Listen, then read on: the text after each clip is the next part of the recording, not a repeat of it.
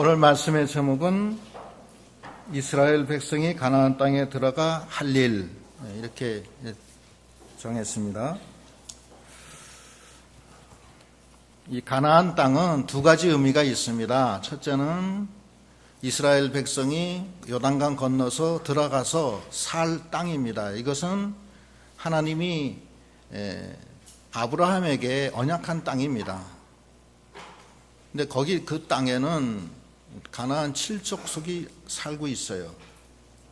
그래서 그 땅에 들어가서 하나님 나라를 세우고 또 믿음의 연단을 받고 해서 거기서 천국 갈 준비를 하게 하는 하나님이 우리에게 주신 이 땅에, 이 나라에, 이 지구상에 우리에게 주신 기업입니다.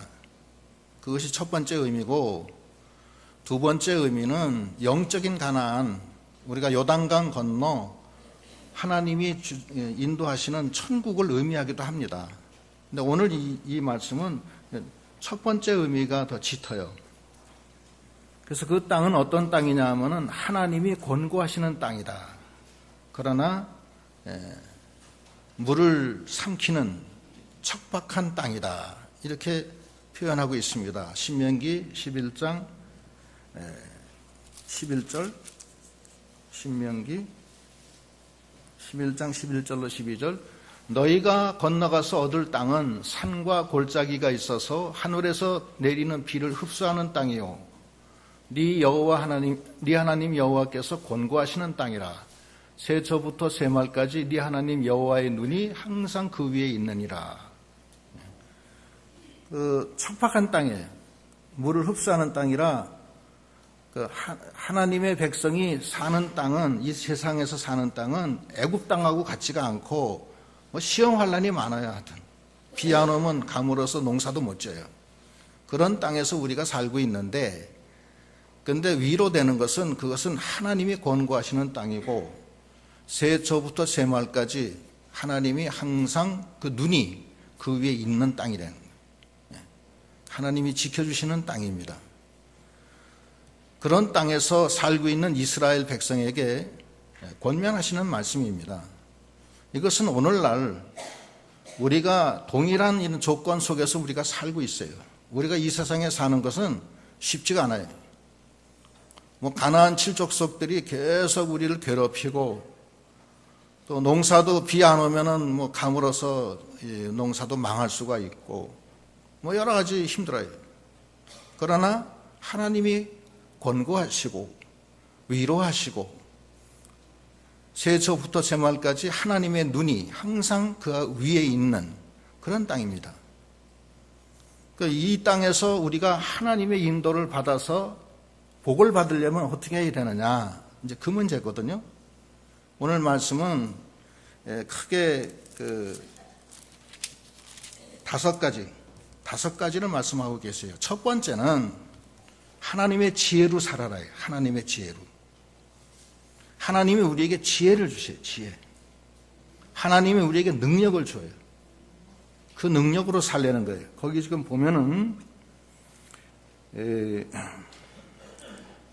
5절부터 쭉 읽겠습니다. 5절부터 8절까지. 내가 나의 하나님 여호와의 명하시는 대로 규례와 법도를 너희에게 가르쳤나니, 이는 너희로 들어가서 기업으로 얻을 땅에서 그대로 행하게 하려 함인즉, 너희는 지켜 행하라. 그리함은 열국 앞에 너희의 지혜요 너희의 지식이라. 그들이 이 모든 규례를 듣고 이르기를, 이 큰 나라 사람은 과연 지혜와 지식이 있는 백성이로다 하리라. 우리 하나님 여호와께서 우리가 그에게 기도할 때마다 우리에게 가까이 하심과 같이 그 신의 가까이 함을 얻은 나라가 어디 있느냐? 오늘 내가 너희에게 선포하는 이 율법과 같이 그 규례와 법도가 공의로운 큰 나라가 어디 있느냐? 이건 무슨 말씀이냐면은, 하나님의 규례와 법도 속에는 하나님의 지혜가 있습니다. 하나님의 지식이 있어요. 하나님의 능력이 있어요.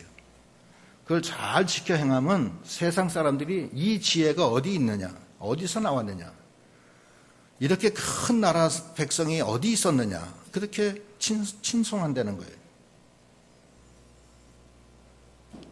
그런데 오늘날 이 세상을 바라보면 많은 사람들이 인간의 지혜로 살고 자기 지혜로 살고 세상의 지혜로 살아요. 그렇습니까? 동의하세요? 네. 그런데 한 가지 우리가 알아야 될 사항은 지혜가 세 가지, 인간의 지혜, 세상 지혜가 있고, 두 번째는 마귀 지혜가 있고, 세 번째는 하나님의 지혜가 있어요. 인간의 지혜가 마귀 지혜를 못 이겨요. 또 마귀 지혜는 하나님의 지혜를 못 이겨요.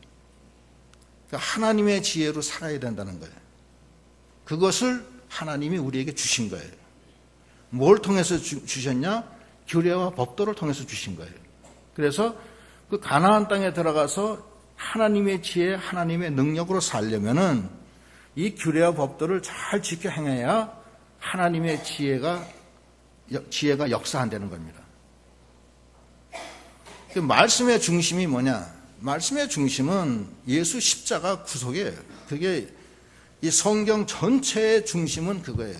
예수님이 십자가에서 죽어주셔서 우리 위해서 살아주신 거. 그건 죄와 사망과 마귀 역사를 다 깨트린 거예요. 그래서 승리하신 거예요. 그것이 이 성경의 요체입니다. 그런데 그것이 하나님의 지혜요, 하나님의 능력이라는 거예요. 그래서 이걸 지키려는 거예요. 그 고린도전서에 보면은 고린도전서 1장 21절로 보면은 하나님의 지혜에 있어서는 이 세상이 자기 지혜로 하나님을 알지 못하는 거로 하나님께서 전도에 미련한 것으로 믿는 자들을 구원하시기를 기뻐하셨도다. 유대인은 표적을 구하고 헬라인은 지혜를 찾으나 우리는 십자가에 못 박힌 그리스도를 전하니 유대인에게는 거리끼는 것이요 이방인에게는 미련한 것이로되 오직 부르심을 입은 자들에게는 유대인이나 헬라인이나 그리스도는 하나님의 능력이요 하나님의 지혜니라. 하나님의 미련한 것이 사람보다 지혜 있고 하나님의 약한 것이 사람보다 강하니라.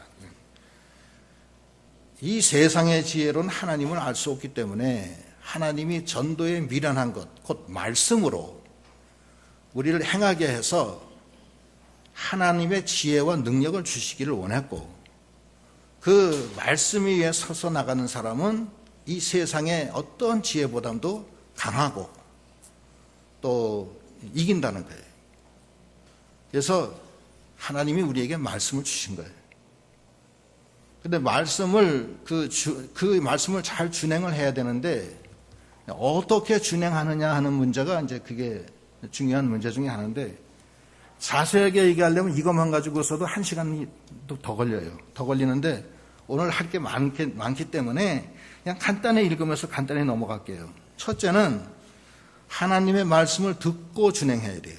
거기 1절에 이스라엘아 이제 내가 너희에게 가르치는 규례와 법도를 듣고 준행하라. 그리하면 너희가 살 것이요 너희의 열조의 하나님 여호와께서 너희에게 주시는 땅에 들어가서 그것을 얻게 되리라. 하나님의 말씀을 들어야 돼요. 이 설교할 때 많이 들으시는 게 좋아요. 듣는데 어떻게 듣느냐? 들을 때 세 가지 조심해야 돼요. 첫째는 하나님의 말씀으로 들어야 돼요. 인간의 말로 받으면 안 돼요. 그 데살로니가 전서 2장 13절에 보면은 그러므로 우리가 하나님께 쉬지 않고 감사함은 너희가 우리에게 들은 바 하나님의 말씀을 받을 때에 사람의 말로 받지 아니하고 하나님의 말씀으로 받음이니 진실로 그리하다. 이 말씀이 또한 너희 믿는 자 속에서 역사하느니라. 사람의 말로 받지 말라는 거예요. 하나님의 말씀으로 받으라는 거예요. 그럴 때 그 말씀이 역사한다는 거예요. 두 번째, 말씀에 가감하지 말라는 거예요. 그 다음에 거기 2절에 본문 2절 내가 너희에게 명하는 말을 너희는 가감하지 말고 내가 너희에게 명하는 너희 하나님의 명령을 지키라. 가감하지 말라는 거예요. 말씀에 가감하지 말라는 거예요. 뭐가 틀렸다, 말씀이 이건 틀렸다, 또 말씀에다가 뭐 지시받았다는 거, 꿈 얘기, 또 이런 거 다 그건 가감이에요. 그러지 말고 말씀 그 자체만 가지고 얘기하라는 거예요. 히브리서 1장 1절로 2절에 보면은 하나님이 구약을 통해서 여러 모양과 방법으로 말씀을 하신 하나님이 마지막에 당신의 아들 예수를 통해서 얘기하셨다고 그랬어요. 그게 신약이에요. 구약 때하고 신약이. 신약 때는 예수님과 예수님의 직접 제자들이 쓴 그걸로 끝나는 거예요. 표진 계시가 거기서 끝나는 거예요. 그래서 요한계시록에서 보면 이 말씀에 더 가감하지 말라고 또다시 말씀하고 계세요. 가감하지 말고. 세 번째는 전심으로 하나님을 쫓아서 순종하려는 거예요. 명령 순종하려는 거예요. 세상 그 바알부를 쫓지 말고 하나님을 쫓으려는 거예요. 그래서 3절 보면은 여호와께서 바알부의 일을 인하여 행하신 바를 너희가 목도하였거니와 바알부를 쫓은 모든 사람을 너희 하나님 여호와께서 너희 중에서 진멸하셨으되 오직 너희의 하나님 여호와께 붙어 떠나지 않는 너희는 오늘까지 다 생존하였느니라. 하나님께 전심으로 붙어서 그 말씀을 순종하려는 거예요. 그것이 다윗의 신앙이에요. 다윗의 신앙은 전심으로 하나님 명령을 순종하면서 전심으로 하나님께 쫓고 하나님 앞에서 정직한 게 다윗의 신앙이에요. 그 매우 중요한 신앙입니다. 다윗의 신앙은 말씀을 순종하고 전심으로 하나님을 쫓아서 그 앞에서 진실한 것. 왕상 14장 8절. 나라를 다윗의 집에서 찢어 내게 주었거늘 너는 내 종 다윗이 나의 명령을 지켜 전심으로 나를 쫓으며 나보기에 정직한 일만 행하였음과 같이 아니하고 이렇게 얘기했습니다. 다윗의 신앙은 바로 이 하나님의 말씀을 순종하고 전심으로 쫓고 그 앞에서 진실하게 행함으로 하나님의 지혜와 하나님의 능력이 함께한 신앙입니다. 그래서 오늘날 이 말세에 많은 그 어려움이 있지만 우리는 하나님의 말씀을 통해서 주시는 하나님의 지혜와 하나님의 능력으로 이 모든 마귀의 지혜와 세상 지혜를 이겨나가는 저희들이 다 되도록 해야 되겠습니다. 하나님의 지혜와 하나님의 능력으로 사셔야 돼요. 하나님의 약한 것이 사람의 강한 것보다 강한 거고 하나님의 미련한 것이 사람의 지혜로운 것보다 더 지혜로운 거예요. 항상 그래요. 그걸 생각하고 하나님의 주시는 말씀을 잘 순종해 나가는 전심으로 그를 쫓고 하나님의 말씀으로 받아서 가감하지 말고 나가는 그런 믿음이 돼야 되겠습니다. 오늘날 많은 그 이단들이 말씀에다 가감을 시켜요. 그래서 꿈 얘기하고 말씀 이외에 딴 얘기 자꾸 하면 안 돼요. 인간적인 얘기. 그런 얘기 하면은 말씀 속에 가끔 마귀 역사가 일어나요. 절대 그렇게 하면 안 됩니다. 말씀 자체만 가지고 얘기해야 돼요. 그게 하나님이 우리에게 주시는 첫 번째 우리에게 주시는 은혜입니다. 하나님의 지혜를 가지고서 세상의 지혜, 마귀의 지혜를 이겨나가는 믿음. 그런 믿음이 되셔야 되겠습니다. 두 번째 하나님이 주시는 것은 하나님이 하신 역사를 잃어버리지 말고 하나님을 경외하라는 거예요. 그게 두 번째예요. 하나님을 경외하라. 거기 지금 9절로부터 읽어보겠습니다. 오직 너는 스스로 상가며 네 마음을 힘써 지켜라. 두렵건대 네가 목도한 일을 잃어버릴까 하노라. 두렵건대 네 생존하는 날 동안에 이 일들이 네 마음에서 떠날까 하노라.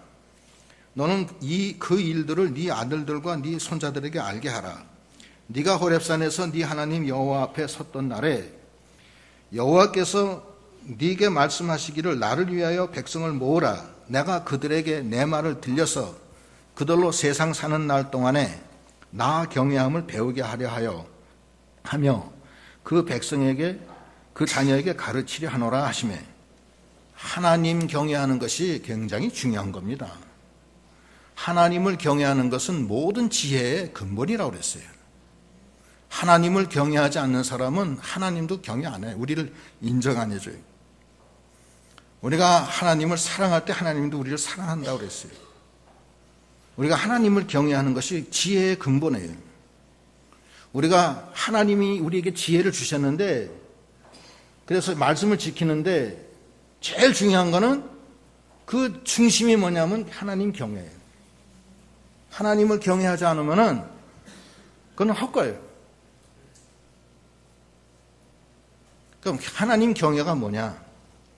하나님 경외는 두 가지. 첫째는 순종이고 두 번째는 부르짖는 거예요. 크게 하나님 의지하고 막 부르짖고 나가는 거예요. 하나님 경외하기 때문에 살려달라고 부르짖는 거예요. 하나님을 의심하고 하나님을 시험하고 하나님 원망하는 사람들은 하나님께 부르짖지 않아요. 하나님을 경외하는 신앙, 그게 매우 중요한 거예요. 경외의 첫째는 순종입니다. 하나님이 아브라함에게 독자 이삭, 100세 때 낳은 독자 이삭을 바쳐라, 번제물로. 그러니까 아브라함이 아무 소리 안 하고 3일 주야를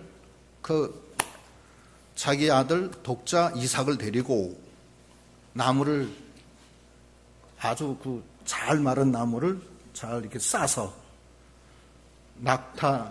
낙이 등에 태우고 모리아 산으로 가는 거야.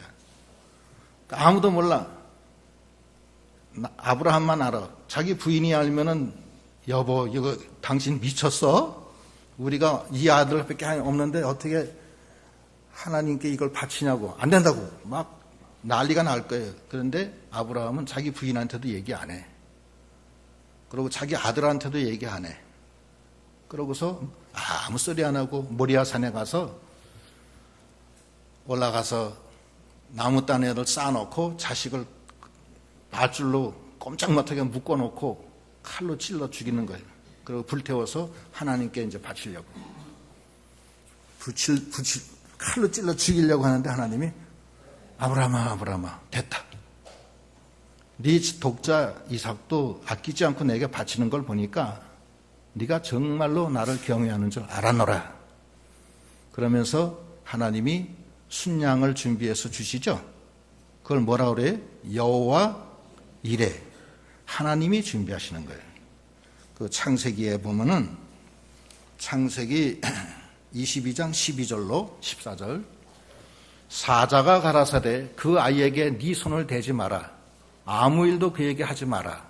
네가 네 아들 네 독자라도 내게 아끼지 아니하였으니 내가 이제야 네가 하나님을 경외하는 줄 아노라.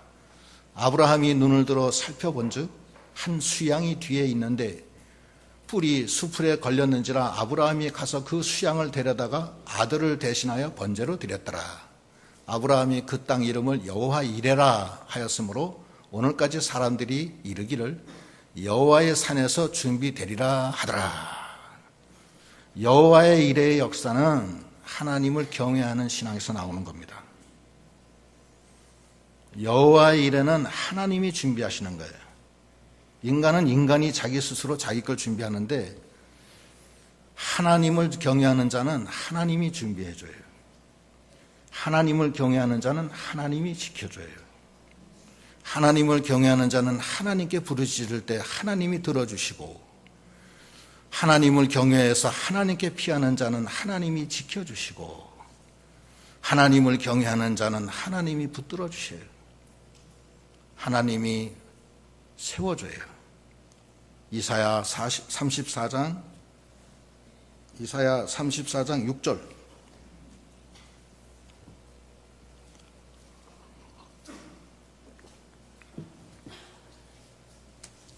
시편 죄송해요.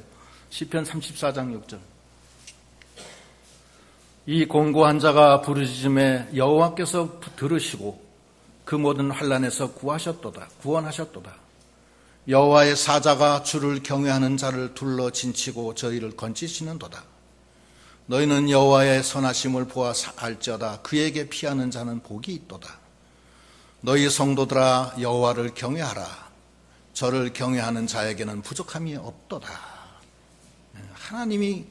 하나님을 경외하는 자는 하나님이 둘러 진치고 구출해 주시고 붙들어 주시고 그 부르짖는 소리를 들어주시고 부족함이 없게 해주신다는 거예요. 여호와를 경외하는 것은 모든 지식의 근본입니다. 하나님이 우리에게 말씀을 주셔서 하나님의 지혜와 능력을 주셨어요. 지혜와 지식을 주셨는데 하나님을 경외하는 마음이 있어야 돼요. 그래서 두 번째. 하나님을 경외해야 하나님이 여호와의 일의 역사도 있고 둘러 진치고 막아주시고 건져주시고 피하게 해주시고 들어주시는 주님이십니다. 우리가 무슨 힘이 있어요? 아무 힘도 없죠. 하나님이 도와주지 않으면 우리가 어떻게 무슨 힘이 있어요? 인간이 힘이 있어요? 돈으로 해결 안 돼요. 사람으로 해결이 안 돼요. 물론 사람으로 해결되는 것도 있고 돈으로 해결되는 것도 있고 자기 지혜로 해결되는 것도 있죠. 그러나 인간이 하나님의 도움이 없으면 해결이 안 되는 부분이 있다고요. 자기 생명과 관련된 것은 하나님이 도와주지 않으면 도저히 해결이 안 돼요. 자기 사랑하는 남편이 자기를 도와주겠어요? 자기 자식이 도와주겠어요? 돈이 해결해 주겠어요? 돈도 해결 못해요. 스티브 잡스? 제가 한번 얘기했죠. 스티브 잡스는 애플 창시자예요. 그 사람이 아주 부자 중에 하나예요. 그 사람이 암으로 죽어가면서 자기 심장을 돌리고 있는 그 기계 소리를 듣는 거예요. 삑, 삑, 삑, 삑 소리가. 그게 돌아가면서 자기 생명이 유지가 되는 거예요. 그 사람이 하는 소리가 그래. 내가 돈도 많이 벌어받고 다 했지만 다 소용이 없구나. 결국에선 저 기계가 나를 살려주고 있구나. 그것도 언젠가는 안 되겠지. 인생은 무상하다. 이런 내용의 얘기를 하는 거예요. 그러나 하나님은 살려주세요. 하나님은 같이 하세요. 누구에게? 당신을 경외하는 자에게. 하나님은 둘러 진치고 구출해 주시는 하나님이십니다. 하나님은 해주세요. 그게 두 번째. 우리가 이 세상에 살 때 하나님을 경외하셔야 돼요.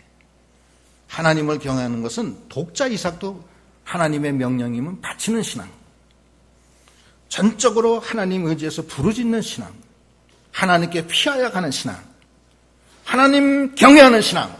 이것이 경외하면 도와줘요. 하나님 경외하세요. 그게 두 번째, 하나님이 가나안 땅에 들어가서 행해야 할 일의 두 번째, 하나님 경외. 아까 첫 번째는 뭐였어요? 하나님의 지혜로 살려는 거예요. 세상 지혜, 인간의 지혜 다 버리세요. 그건 다 인본주의예요. 인본주의는 그것도 인간이 살아가는 데 필요한 주의지만 자기 생명과 연관된 거, 또 이 죄와 연관된 거, 마귀 역사와 연관된 거에서는 하나도 소용없어요. 인본주의는 반드시 수치를 당합니다. 신본주의, 하나님 중심으로 나가셔야 돼요. 그래서 말씀이 필요한 거예요. 네. 세 번째는 십계명을 지키라는 거예요. 십계명. 거기 지금 보면은 11절로 14절까지 읽겠습니다. 너희가 가까이 나아가서 산 아래 서니 그 산에 불이 붙어 화염이 춘천하고 유암과 구름과 흑암이 덮였는데 여호와께서 화염 중에서 너희에게 말씀하시되 음성뿐이므로 너희가 그 말소리만 듣고 형상을 보지 못하였느니라. 여호와께서 그 언약을 너희에게 반포하시고 너희로 지키라 명하셨으니 그 곧 십계명이며 두 돌판에 친히 쓰신 것이라. 그 다음에 14절. 그때에 여호와께서 내게 명하사 너희에게 규례와 법도를 교훈하게 하셨나니 이는 너희로 건너가서 얻을 땅에서 행하게 하려 하심이니라. 십계명을 왜 주셨느냐? 십계명은 불 가운데서 말씀하신 거예요. 막 화염이 출애굽기에 보면 그 나와요. 막 시키는데 이스라엘 백성들이 죽을까봐 가까이 못 가요. 2번 그 말씀 듣다간 다 죽겠다 우리가. 그래서 모세한테 우리가 이것 때문에 죽을 수는 없으니까 당신이 대신 하나님 말씀을 받아서 우리에게 전하시오. 이렇게 하는 거예요. 막 불이 막 그 속에서 말씀하시는 거예요. 그런데 형상은 안 보여. 하나님은 형상이 없어요. 하나님은 형상이 없다고요. 하나님은 영이시라고요. 그래서 하나님이 십계명을 제일 먼저 주시고 거기 부속 계명들을 계속 주시는 거예요. 시내산에서 2년 걸려요. 이스라엘 백성이 가나안 땅 가기 전에 시내산에서 2년 걸려요. 왜 2년 걸리냐면 십계명을 받은 다음에 그 다음에 부속되는 규례와 법도를 계속 받는 거예요. 하나님이 자세하게. 그게 2년 걸려요. 2년 걸리는데 그 부속 그것이 지금 1절로 지금 그 8절까지 말씀하신 거 그거예요. 십계명은 뭐냐면 대표 계명이에요. 십계명은 대표 계명이에요. 그래서 십계명을 지키면은 규례와 법도를 다 지킨 건 한 가지예요. 대표 계명이에요. 그러나 구체적으로 이제 그 저촉되는 건 하면 안 되죠. 그러나 십계명이 가장 중심 계명이에요. 십계명은 뭐냐면은 다음에 한번 제가 시간 있을 때 십계명에 대해서 할 거예요. 오늘 십계명에 대한 주제가 아니에요. 십계명은 우리로 회개시키는 거예요. 아, 저는 부족해서 이거 못 지킵니다. 제 십계명이 이런 줄 몰랐습니다. 하나님이 이 계명을 지키라는 거예요.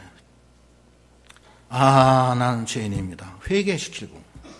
아, 나는 부족합니다. 그거 알게 하고. 세 번째는 예수 그리스도께로 인도하는 거예요. 십계명은.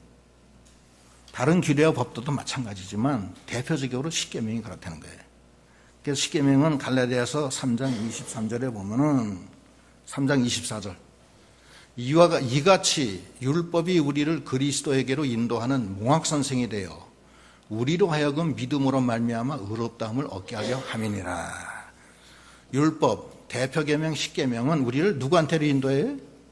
그리스도께로 인도해요. 왜? 내 힘으로 안 되기 때문에. 내 힘으로는 안 되는 거예요. 우리가 계명을 지킬 수가 없어요. 지키기가 어려워요. 살인하지 마라. 마태복음에 보면 형제를 미워하는 것도 살인하는 거라고 그랬죠? 그럼 여러분 살인했어요? 안 했어요? 한번 얘기해 보세요. 예? 그러면 다 죽어야 돼. 그렇잖아요. 살인하면 돌로 쳐 죽이라고 그랬어요. 구약에 보면.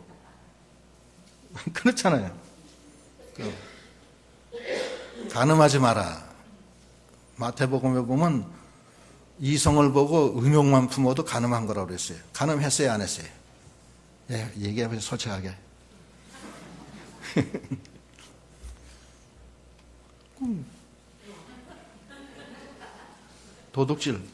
도둑질 했어요? 안 했어요?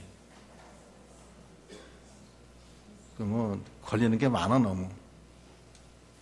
부모 효도했어요? 예? 부모님만 생각하면 눈물 흘리는 사람 많아. 물론 그 중에는 잘 하려고 한 사람도 있지만 잘 하려고 한 사람이 더 많이 눈물 흘린다고. 하나님 앞에 이건 나설 게 하나도 없어. 그게 뭐냐면 회개시키고 아, 나는 부족하다. 그래서 나는 그리스도께 갈 수밖에 없구나 하는 것이 십계명이야. 십계명은 찬송가에도 있고 어디 가나 십계명은 다 있어. 왜?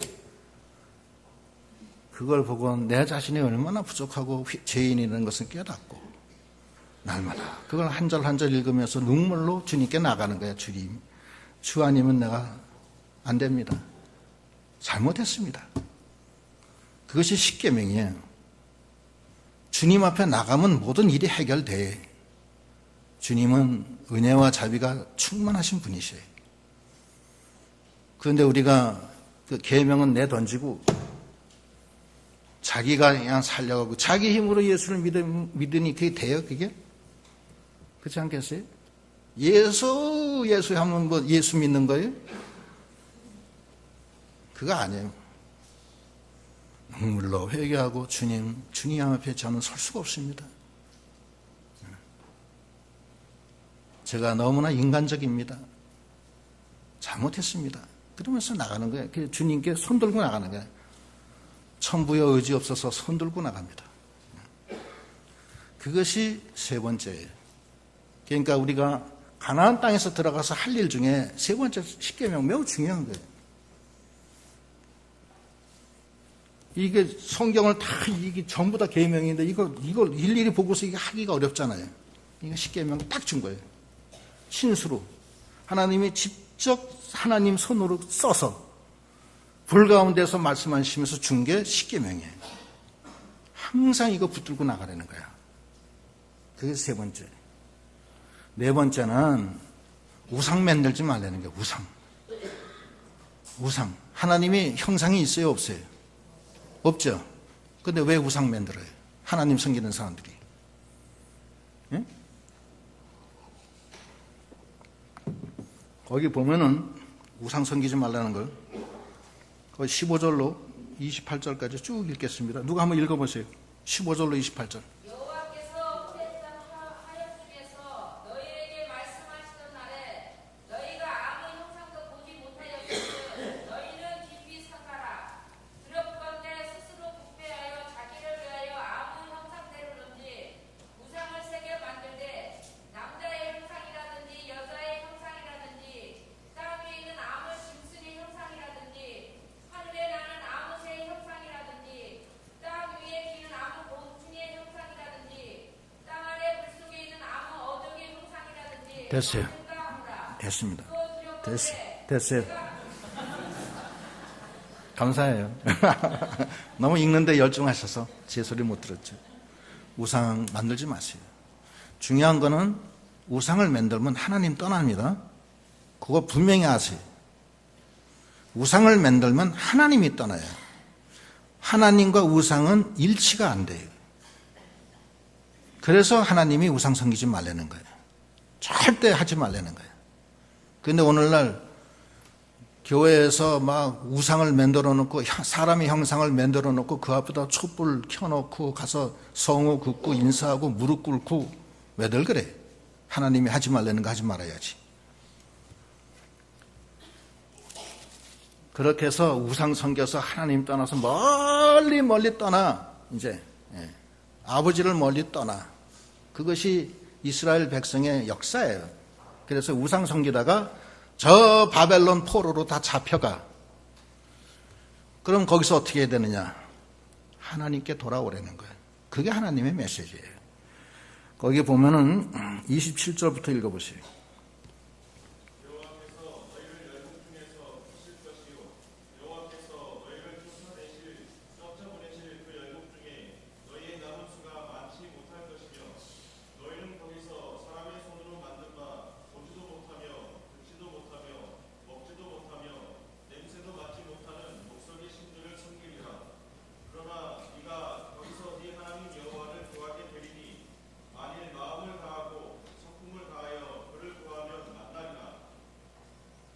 계속 읽어요.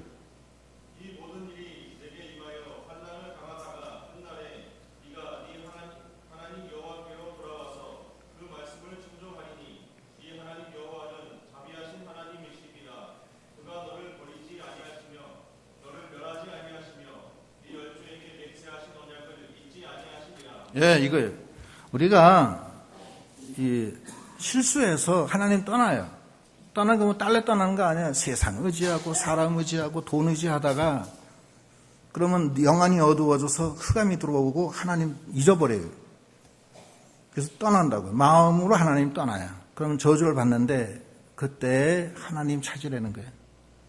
네가 잡혀간 그 바벨론에 가서 전심으로 나를 찾으면 내가 너를 만나주고 부르짖으면 내가 들어주리라.